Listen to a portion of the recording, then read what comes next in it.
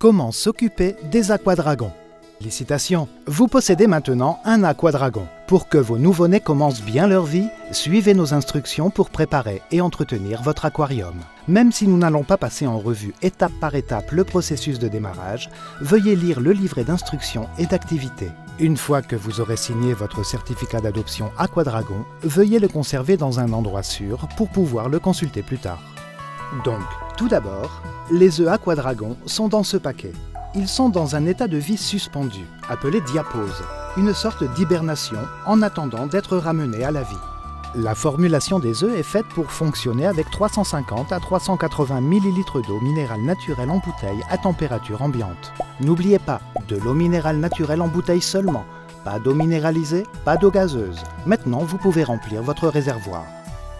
Deuxièmement, videz tout le contenu du paquet d'œufs dans l'eau, remuez doucement pour aider les sels à se dissoudre. Troisièmement, la première semaine, les aquadragons sont beaucoup plus sensibles à la température, qui doit être comprise entre 17 et 30 degrés Celsius. Si c'est l'été et qu'il fait chaud et ensoleillé, placez votre réservoir hors de la lumière directe du soleil, mais dans un endroit toutefois assez lumineux. Par contre, s'il fait froid et sombre, mettez votre réservoir à l'endroit le plus ensoleillé possible. Rappelez-vous que le taux d'éclosion dépendra de la quantité de lumière que les œufs recevront. Quatrièmement, vos aquadragons vont commencer à éclore immédiatement au contact de l'eau et vous pourrez voir quelques minuscules points blancs se déplacer au bout de 24 heures seulement. Observez-les à la loupe et si vous êtes chanceux, vous pourrez même voir de tout petits aquadragons éclore. Soin à prodiguer constamment. Le lendemain, vous verrez des nouveau-nés, c'est-à-dire le deuxième jour après l'installation de votre réservoir. Nourrissez-les alors avec un tout petit peu de nourriture en utilisant la cuillère d'alimentation fournie. Cependant, veillez à limiter la quantité de nourriture que vous mettrez au nombre d'aquadragons qui auront éclos. Si vous avez des centaines d'aquadragons, nourrissez-les tous les 2 jours. Si vous en avez moins, nourrissez-les moins fréquemment que cela. Si l'eau est trouble, cela signifie qu'il y a encore de la nourriture à manger. Si par contre l'eau est claire, cela signifie qu'il n'y en a plus et que vous pouvez les nourrir à nouveau.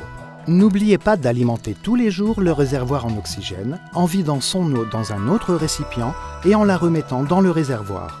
Vous pouvez également utiliser une pipette pour l'oxygéner. Si tel est le cas, veillez à bien évacuer l'air présent dans l'eau, puis à retirer la pipette de l'eau avant de relâcher la pression. Sinon, vous risquez d'aspirer de l'eau contenant des aquadragons, ce qui pourrait leur faire mal. Il est normal de voir des sédiments se déposer au fond de la cuve sans qu'il y ait besoin de les enlever. Mais si vous souhaitez les nettoyer, faites-le plutôt avec la pipette, puis remplacez toute l'eau que vous aurez enlevée par la même quantité d'eau minérale naturelle en bouteille. Rappelez-vous cependant qu'enlever les sédiments peut aussi enlever une partie des œufs de la prochaine génération d'aquadragons.